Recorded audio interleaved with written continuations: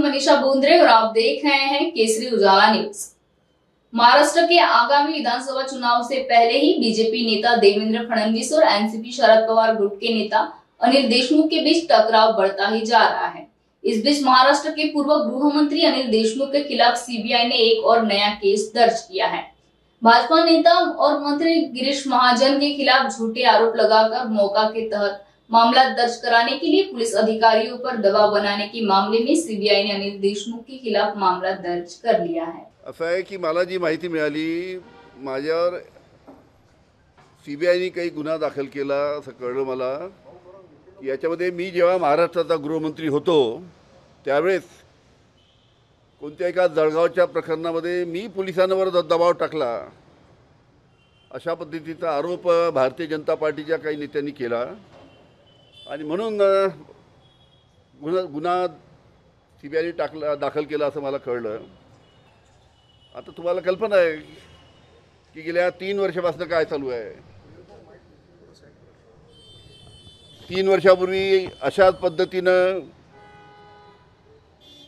देवेंद्र फडणवीस यांनी परमवीर सिंग आणि सचिन वजेला बरोबर घेऊन त्यांना माझ्यावर आरोप करायला लावला। त्या दोघांनी माझ्यावर आरोप केला। आरोप केल्यानंतर त्याची चौकशी झाली। चौकशी झाल्यानंतर कोर्टामध्ये जेव्हा केस गेली, हायकोर्टामध्ये गेली, जस्टिस चांदीवालच्या कोर्टामध्ये गेली आणि तिथे सुनावणी झाल्यानंतर हायकोर्टाने निकाल दिला। 3 वर्षापूर्वीच्या केसमध्ये जस्टिस चांदीवालच्या कोर्टाने सांगितलं की अनिल देशमुखवर जे आरोप झाले त्याच्यामध्ये कोणतेही तथ्य नाही। अनिल देशमुखवर जे आरोप झाले त्यांचे कोणतेही पुरावे नाही आणि अनिल देशमुखवर जे आरोप झाले ते ऐकीव माहितीच्या आधारावर झाले असं जस्टिस चांदीवालनी सुद्धा रिपोर्ट दिला आणि त्याच पद्धतीने हायकोर्टाने सुद्धा अशा पद्धतीचा त्यांनी निर्णय दिला।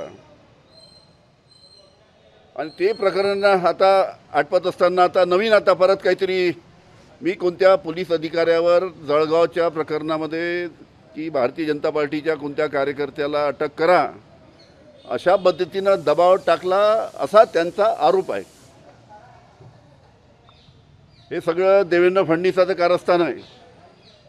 3 वर्षापूर्वी त्यांनीच अशा पद्धतीचा माझ्यावर खोटा आरोप केला होता आणि आता हे नवीन पुन्हा सीबीआयच्या माध्यमातून त्यांनी गुन्हा दाखल केलेला आहे।